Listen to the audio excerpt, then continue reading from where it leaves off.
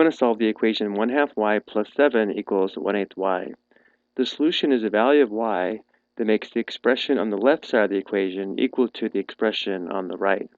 In order to solve for y, we need to isolate y on one side of the equation.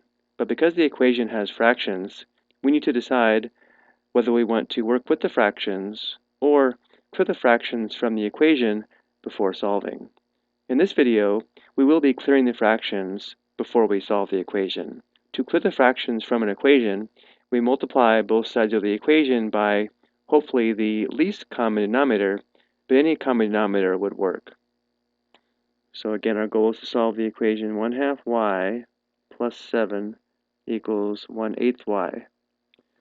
Because the denominators are 2 and 8, the least common denominator is the least common multiple of 2 and 8, which is 8. And therefore, to clear the fractions, we will multiply both sides of the equation by 8. Again, we could multiply by any common denominator, but if we multiply by the least common denominator, there will be less simplifying later. On the left, we distribute. Let's go ahead and show each product. We would have 8 times 1/2 y plus 8 times 7 equals, on the right, 8 times 1/8 y. For the products involving a fraction, let's write 8 as a fraction with a denominator of 1 here and here, and now let's find each product. Before multiplying here, we can simplify. 2 and 8 share a common factor of 2. There's 1, 2, and 2, and 4 2's and 8. Notice how now the product is just 4 times y, which equals 4y, plus 8 times 7 equals 56. On the right, we have 8 over 8, which simplifies to 1 over 1.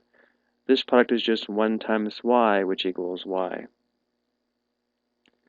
Notice now we have eliminated the fractions. And now we want to solve this equation in order to solve the original equation.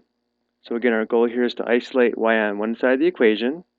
It would be less steps to isolate y on the right side, but since most prefer to have the variable on the left side of the equation, we want to eliminate or undo the y on the right side, and therefore our next step will be to subtract y on both sides of the equation.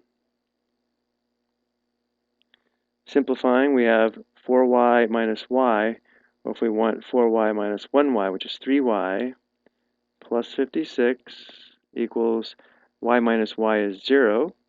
So now we have the equation 3y plus 56 equals 0. The next step is to isolate the y term by adding or subtracting, and therefore to undo plus 56, we will subtract 56 on both sides of the equation. Subtracting 56 undoes plus 56, or 56 minus 56 is 0. So now we have 3y equals 0 minus 56 is negative 56. Last step is to multiply or divide to solve for y. 3y means 3 times y. To undo multiplying by 3, we divide both sides by 3. Simplifying, dividing by 3 undoes multiplying by 3, so the left side simplifies to y, or 3 divided by 3 equals 1, and 1 times y is y. On the right side, the fraction does not simplify because the only common factor between 56 and 3 is 1, and therefore the solution is y equals negative 56 thirds. Before we go, though, let's verify our solution by substituting negative 56 thirds for y in the original equation to make sure the left side of the equation equals the right side.